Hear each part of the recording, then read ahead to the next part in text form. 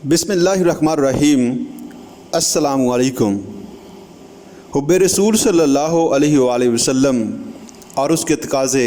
सामीन, आज की गुफ्तगू में रसूलों को भेजने का मकसद क्या है। कुरान मजीद में रसूलों की बेइज्जत का बुनियादी मकसद सूरत अल-हदीद की आयत 25 में बयान फरमाया गया। लक़द अरसलना रसूलना बिलबय्यिनाति, बिलाशुबा हमने भेजा अपने रसूलों को बिन्नियात के साथ, यानी वाज़े तालीमात और वाज़े निशानियाँ देकर। व अंज़लना मअहुमुल किताब वल मीज़ाना, और हमने इन रसूलों के साथ किताब भी नाज़िल फरमाई और मीज़ान भी। ये सब किस लिए किया? रसूल क्यों भेजे? किताब और मीज़ान किस लिए नाज़िल फरमाई? इस मकसद को आयत के अगला हिस्सा में मुअय्यन फरमाया गया। लियक़ूमन नासु बिल क़िस्ति, ताकि लोग अदल व इंसाफ पर कायम हों। गोया रसूलों को वाज़े निशानियों के साथ भेजने और उनके साथ किताब और मीज़ान यानी शरीयत नाज़िल फरमाने की गायद और मकसद बयान फरमा दिया गया, ताकि लोग अदल व क़िस्त पर कायम हों, जुल्म का खात्मा हो जाए, जबर और इस्तिबदाद का खात्मा हो जाए और इस्तेसाल का किला कमा हो जाए। लेकिन ये निज़ाम अदल कौन सा होगा? एक अदल का निज़ाम वो है जो इंसान अपने ज़हन से बनाता है और कोशिश करता है कि कोई सिस्टम ऑफ सोशल जस्टिस वजूद में आ जाए। निज़ाम अदल इज्तिमाई का एक तसव्वुर वो है जो कम्युनिस्टों के यहाँ मिलता है, जबकि एक तसव्वुर मगरबी ममालिक का है। कोशिश सब की ये है कि हम किसी हकीकी निज़ाम अदल इज्तिमाई तक पहुँच जाएँ, लेकिन इंसानों के अपने बनाए हुए जितने तसव्वुरात हैं, इनमें किसी न किसी पहलू से कोई नक्स या खामी रह जाती है। हकीकी निज़ाम अदल इज्तिमाई सिर्फ वो है जो अल्लाह ताला अपने रसूलों के ज़रिए से नोह इंसानी को अता फरमाता है, जिसे हम दीन व शरीयत के नाम से मासूम करते हैं। अल्लाह के आखिरी नबी और रसूल मोहम्मद सल्लल्लाहु अलैहि वसल्लम पर इस शरीयत की तकमील हो गई है। यह निज़ाम जिसने हर एक के फ़राइज़ और हकूक़ का सही तयन कर दिया है, जिसने तय कर दिया है कि किसको क्या दिया जाएगा और किससे क्या वसूल किया जाएगा, जिसने माशरे के तमाम तबक़ात के हकूक़ व फ़राइज़ का तयन नहायत मुतवाज़न और फ़ितरी अंदाज में किया है, और जिसने हर शोबा ज़िंदगी का अहाता किया है, जिसमें माशरत भी है और सियासत भी है, तिजारत भी है और मईशत भी है। जान लीजिए सामीन कि इस निज़ाम अदल व क़िस्त को कायम करना अंबिया की बेइज्जत का एक अहम मकसद रहा है, और ये है वो बात जो सूरत अल-हदीद की आयत 25 में बयान हुई। सामीन, गौर कीजिए कि इस निज़ाम अदल व क़िस्त के क़याम में रुकावट कौन बनेगा? ज़ाहिर बात है कि जो मज़लूम है वो तो चाहेंगे कि जुल्म का खात्मा हो।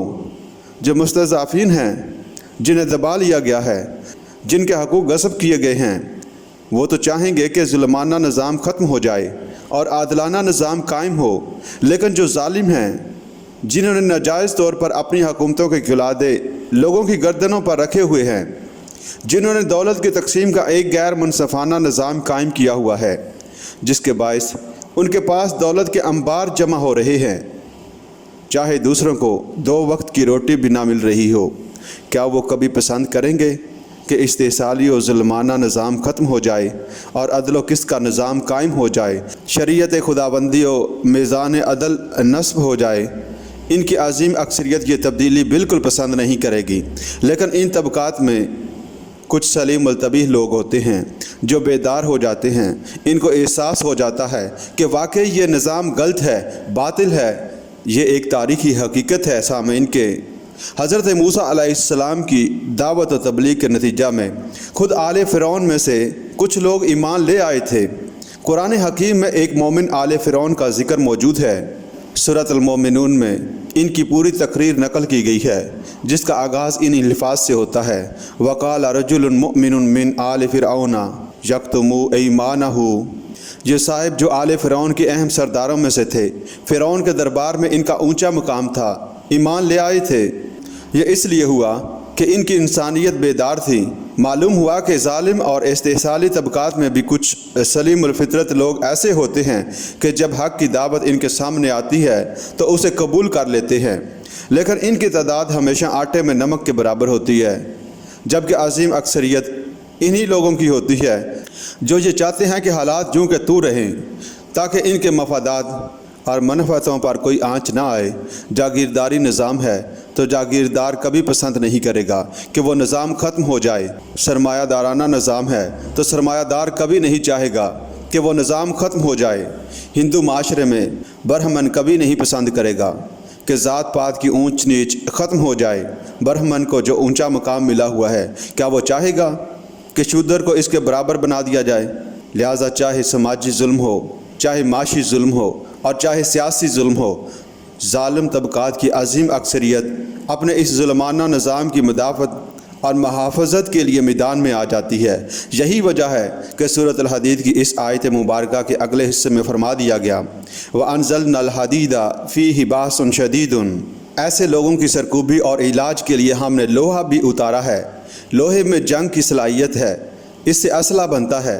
لوگوں کے لیے اس لوہے میں دیگر تمدنی فائدے بھی ہیں، لیکن اس آیت کی روح سے لوہے کا اصل مقصد یہ ہے کہ میزان خداوندی کے نصب کرنے کے مشن میں جو لوگ بھی رسولوں کے اوان و نثار بنے اور نظام عدل و قسط کے قیام کے لیے تن من دھن لگانے کے لیے تیار ہو جائیں، وہ حسب ضرورت اور حسب موقع اس لوہے کی طاقت کو استعمال کریں اور ان لوگوں کی سرکوبی کریں جو اس راہ میں مزاحم ہوں۔ اسی آیہ مبارکہ کے اگلا حصہ میں اس کو اللہ تعالیٰ ایمان کی کسوٹی اور اپنی اور اپنے رسولوں کی نصرت قرار دیتا ہے۔ ارشاد ہوتا ہے وَلِيَعْلَمَ اللَّهُ مَن يَنصُرُهُ وَرُسُلَهُ بِالْغَيْبِ، یعنی اللہ دیکھنا چاہتا ہے کہ کون ہیں اس کے وفادار بندے جو غیب میں رہتے ہوئے اللہ کے دین کی اقامت کے لیے اس کی اور اس کے رسولوں کی مدد کرتے ہیں۔ یہ آیہ مبارکہ ختم ہوتی ہے ان الفاظ مبارکہ پر ان اللہ قوی عزیز، بے شک اللہ قوی ہے، زور آور ہے، زبردست اور غالب ہے۔ یعنی لوہے کی طاقت کو ہاتھ میں لے کر اللہ کی راہ میں محنت کرنے اور اللہ کی نازل کردہ میزان شریعت کو نصب کرنے کی تعلیم و ہدایت اس لیے نہیں دی جا رہی کہ معاذ اللہ وہ تمہاری مدد کا محتاج ہے۔ اس قوی العزیز کو تمہاری مدد کی کیا حاجت، البتہ تمہاری وفاداری اور ایمان کا امتحان مقصود ہے۔ سورۃ الحدید کی یہ آیت قرآن مجید کی بڑی انقلابی آیت ہے اور اس میں عمومی اسلوب و انداز میں ایک قاعدہ کلیہ کے طور پر رسولوں کی بعثت کا مقصد، ان کو کتاب و میزان دینے کی غایت اور لوہے کے نزول کا سبب بیان ہوا ہے۔